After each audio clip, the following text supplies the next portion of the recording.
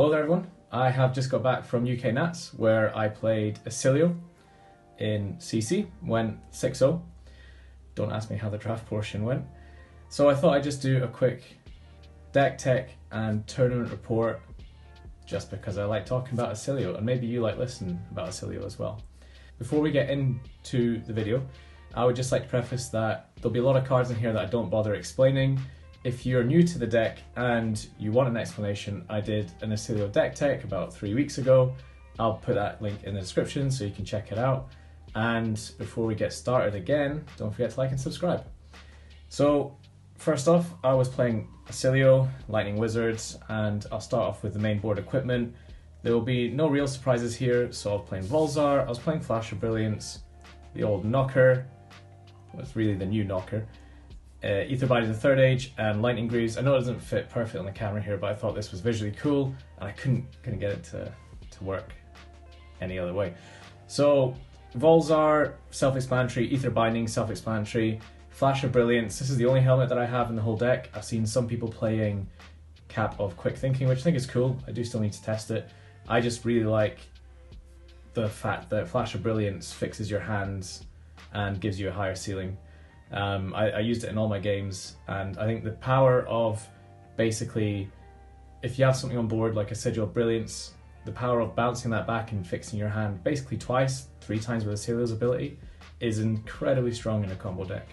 And the only chess piece I'm running is Old Knocker. I'm not on Tunic at all. This is not a complete Cheerios list. There are cards in here that need pitch to play them, but for the most part I really like the fact that Old Knocker does one thing and it does it amazingly, and sometimes the block comes in and you don't even need to use the pitch to pay for your Greaves. However, just having a chess piece that lets you go off and combo whenever you like is incredibly strong, and I think that outweighs the small amount of value you'll lose from playing this over Tunic. In at least 2 of my games, I can't remember exactly the rest, but in at least 2 of them out of the 6 at the weekend, I killed my opponent on my second turn, and I wouldn't be able to do that with Tunic. So I'm going to stick with Old Knocker. It's really straightforward, you won't miss your Tunic counters, it'll always be there, it does one thing, and that is very strong. Then obviously I'm playing Lightning Greaves, it's not a silly deck if you don't. Next I'll go through the main board, so I'll start off with the attack actions. There'll be mostly no surprises here, especially if you've seen the other video. So playing 3 copies of Gone in a Flash, 3 copies of Flittering Charge, and then I'm playing Red Blast to Oblivion, Yellow Blast to Oblivion, and Blue Blast to Oblivion. And then to finish things off for the attack actions, I'm also playing 3 copies of Current Funnel. I'll also just quickly put the spells in here because there's not that many in the main board. I'm running also 3 Etchings of Arcana, and the 3 new cards. I'm going to take a minute to make that look a bit better. I bet you that was exactly a minute. So, Gun and Flash, really obvious. Flittering Charge, really obvious. Red Blast, I feel that's pretty obvious. A lot of people are, well, I'd say most players are on the Yellow Blast as well. Some people have cut it. I think this Blast Oblivion is like one of the main reasons to play Oscilio. And also the 3 blues, that's a bit rare. I'm basically playing 9 blasts for 2 reasons. I'm playing it to give me a lot more consistency in the long games, so as soon as I've planted down a Sigil of Conductivity, I have go again for the rest of the game. And I'm also playing it for the high rolls, into my bad matchups. If I'm on 9 blasts, I don't need to rely on seeing Gone in a Flash to do a good combo. I can just see Brilliance and like 3 blasts in a spell and have like Conductivity up and my opponent's dead.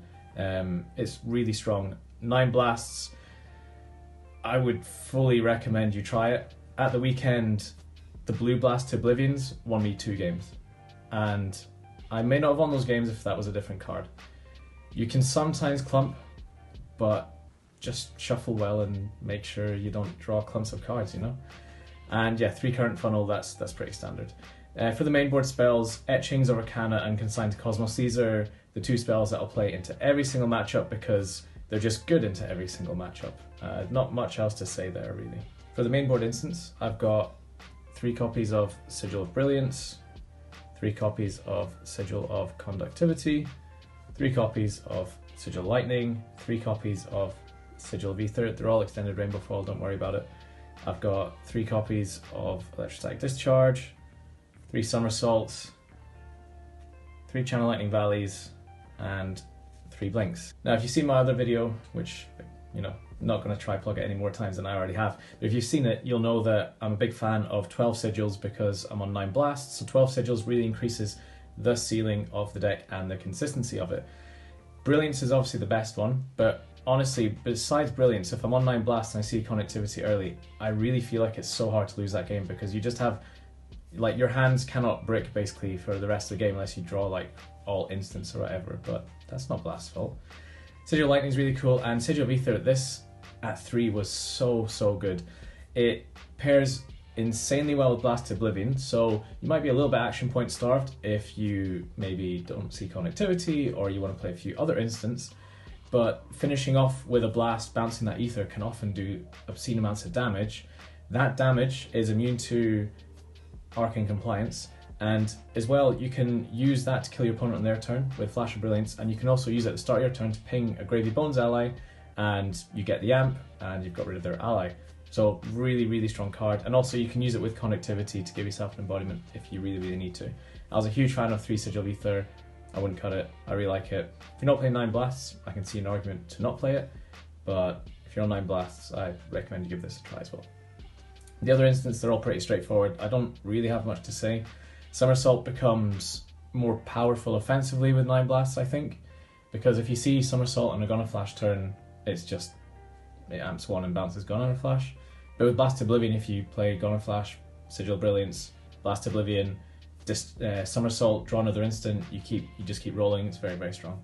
Okay, so the more experienced Oscilios amongst you might notice some key cards missing, and if you stick around and see, they might just be in the sideboard. So, to kick things off, I'll show you my Wizard Hate. I've got Spellfray Tiara, Shock Charmers, and the one of Arcane Compliance. Spellfray Tiara, that is in there purely for Kano, that is it. Shock Charmers, obviously Kano as well. I've tested it in the mirror and I don't know if you need it. I don't think it's bad if you run it. I don't think it's particularly much better than Ether Bindings if you run it as well. It's a lot more of a defensive approach into the mirror as opposed to offensive. It's stopping like a null shock on your combo turn can be really good. So yeah, I don't know, need to test it more. And it's just 1 Arcane Compliance because I was originally playing Tunic in the list. At the last minute I took it out and I asked myself, well, what's 1 card that's a silver bullet that I could put in to potentially cover as many matchups as possible?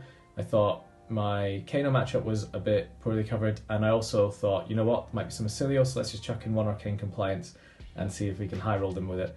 So that's the reason that's in there. Really cool card. The fact that it costs 0 I think is very important, and you can just cycle it with Oscilio if it's not relevant. If you see more wizards, or if I see more wizards, I would probably play a few more of this card. Very useful. To move on, I've got 3 copies of Sigil of Solace. I was playing Solace into aggro decks until the most recent of times, and then I realised I don't really like it. I prefer going second. I've figured out that I prefer going second into most of the aggro decks, and Sigil of Solace doesn't block, so that sucks.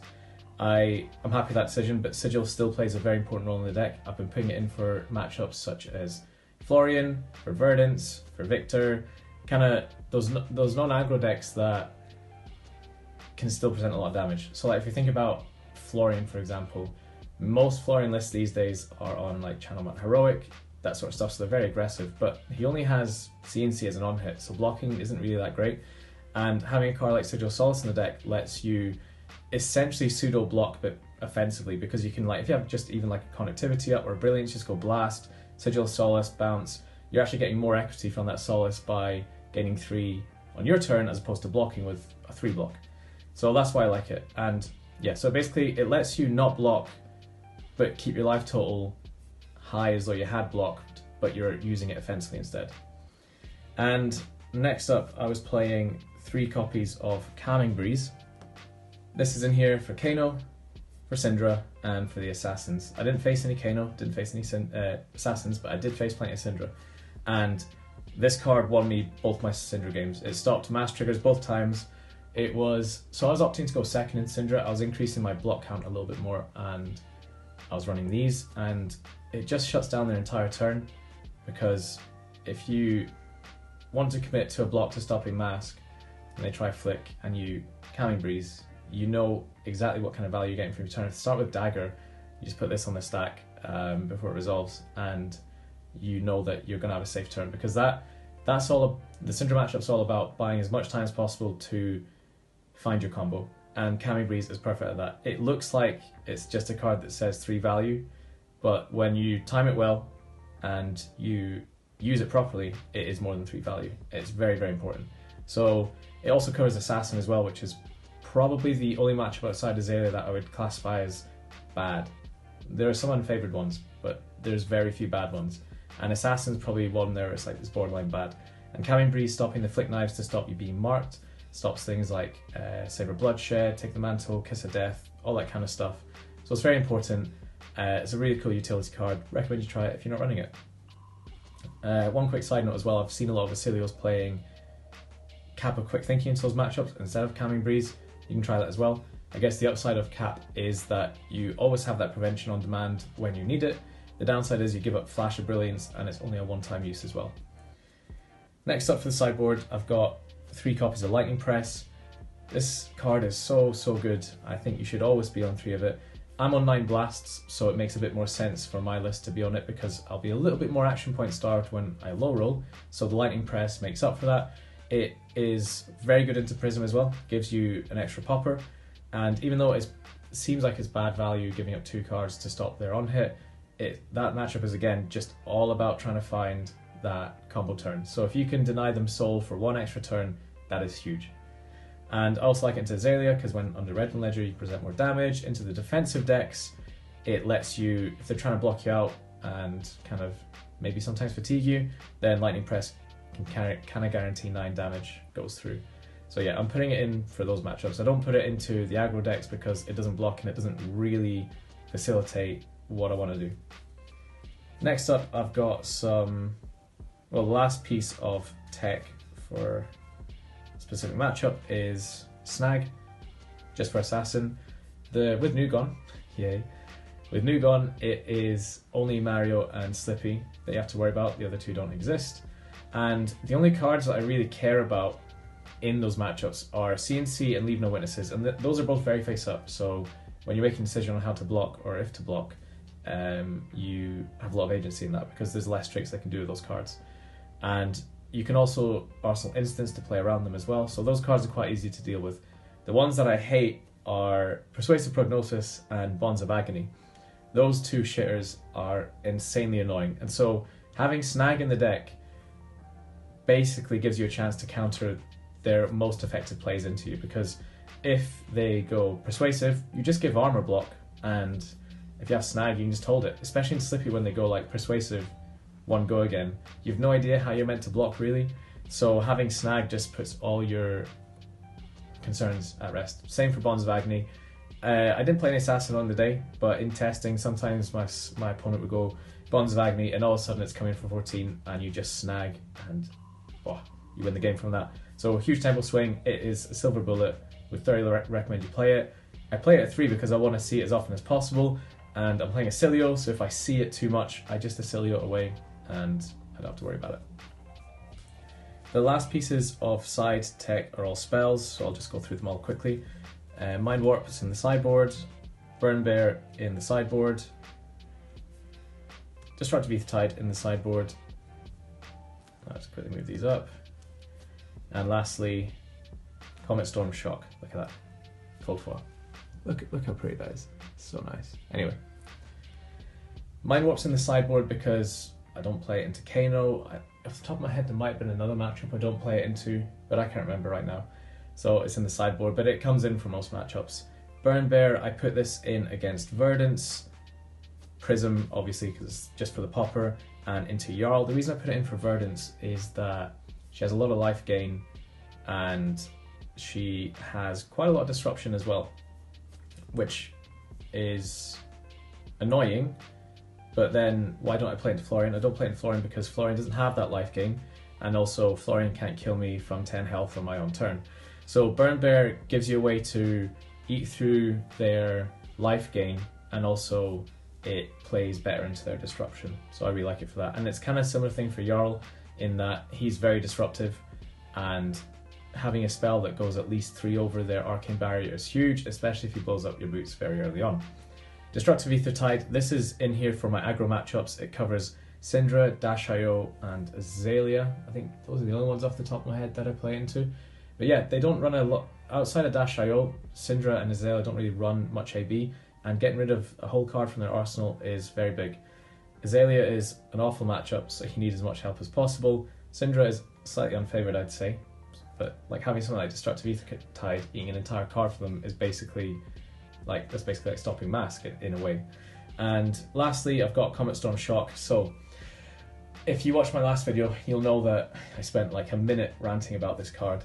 And I think what I said about the card is true, in that if I'm playing my other list, I was playing for the Surges. I was trying to get as much value from the Surges as possible.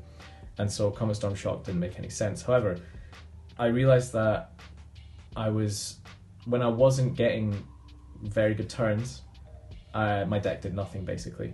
And so Comet Storm Shock is a card that lets you have effective turns on like kind of when you have very few action points or you have a small hand. Just sending 5 arcane is a really good turn to slowly chip your opponent down until you can kill them.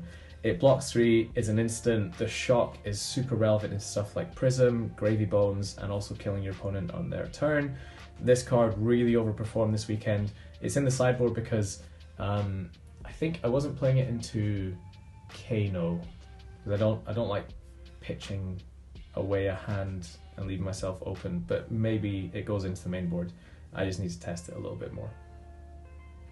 So yeah, really happy with the deck. I've not really thought of anything that I would change at the minute. I think while the meta is the way it is, and if it stays the way it is, my list probably stays the same.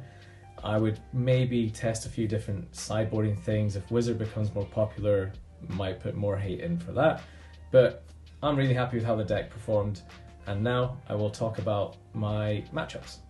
As I just said, time for the tournament report. I'm a man of my word. So in CC, I faced Cindra, Florian, Gravy, Victor, Cindra, Gravy.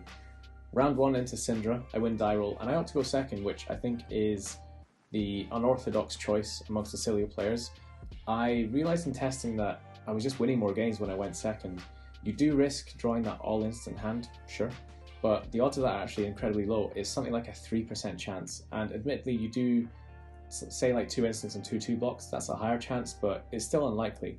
And all I want to do turn 0 is stop Mask. If I draw some good instants, then I'll play them out and stop their Mask trigger. However, into Cindra, I was playing all of my spells except the Burn Bears, and add that in with Calming Breeze and all my attack actions, the deck actually blocks quite well. And so going second here, I did see my Calming Breeze, and then I dropped my hand. I've got Brilliance, Mind Warp, and that means, and if you think about me going first there, when I drop that hand and see the Mind Warp, I now have to tank a crap ton of damage to play that Mind Warp. Whereas going second, I now have tempo and I'm disrupting them as well, which is really strong. So played out the Brilliance, Mind Warped, and that put him on a 3-card hand. And then I Arsenal blasted Oblivion, I drop, and my hand's just the nuts, and I kill him, OTK him on the next turn. I just block 3 with my equipment and blow him up. So that was a really nice way to start the tournament. Round 2 is against Florian. I made a last-minute sideboarding change in this game, which I'm very happy with. So most Florians will probably be on the Charm and Heroic build to survive in this meta, what with like Gravy Bones being around and Wizard. And so I took out the Burn Bears for the Sigils of Solace because, again, Florian doesn't have many on-hits, he just has CNC as an on-hit. So gaining life is the same as blocking, but you can gain life while doing offensive things in this deck. And so the Sigils did come up. They let me stay at quite a comfy life total. I low rolled quite a bit. I didn't see Garner Flash all game, and so we're at about 10 life each before I see like a blast combo, and I kill him with that. I think this game for me was confirmation that 9 blast was correct, because all game I was just kind of doing blast stuff, and even into the Cindra round 1, it was blue blast that was the main star of my combo as well. And then round 3, I pair into Gravy. I choose to go first. On my turn 0, I play out a Sigil Brilliance and Arsenal Blast. He comes at me with just like some attack. I block with my equipment, draw the nuts, and just, I don't quite OTK, but I do something like 40 damage and then kill on the next turn. So 2 out of 3 games there I high rolled the living hell of my opponent, and one game I low rolled, but I still managed to win all of them. Then there was draft. It didn't go so well. I won one game on stream, which was cool. Then I lost a game on stream and lost the next 3 games in a row as well. But anyway, we go back to CC on the next day, and I pair into Victor. Victor's a good matchup. Again, I put Sigil in because at the last minute, so I think Burn Bear, because I'm more worried about dying than I am about being fatigued, because you can't really play a slow hero in this meta with Gravy Bones. So that was a correct decision, very aggressive Victor list. I'm at 11, and I low roll quite a bit. I don't see Sigil Brilliance. I do see Goner Flash early, but I don't really see any combo hands. And I've also got quite a lot of good natural go again, so I don't need to combo off. But I do like a Goner Flash turn, and that puts him down to like 10 life. And I've got Goner Flash and a card in my hand, and I'm at 11, and he's not blocked at all. And then I play a Sigil of Solace to go up to 14, and I just see like his face grimace a little bit, and I'm like, okay, something big is coming. So he starts his turn off, and he goes Chokeslam, red, with 2 floating, and I'm like, okay. My hand is 4 instants, Goner Flash and Arsenal. He pummels, I get rid of one of the instants, and it puts me down to 2 life. So that Sigil of Solace saved me the game, because after that I do a combo turn that kills him. Round 5 of CC is another Cindra. I lose die roll and I go first. I set up a Sigil of Ether and I Arsenal and Mainboard. On his turn he comes at me, I have Calling Breeze again, and I block with Blast, Somersault it back, so my hand is Ether popping on the field. In my Arsenal is Mainboard, I've got Blast in hand and Channel Lightning Valley. So the Sigil of Ether pops, he breaks his dagger for it, and then I play the channel out before it pops, and that incentivizes him to give me the dagger. I then pitch my Blast to Oblivion to play out a Mind Warp. Now, he does a very interesting thing here.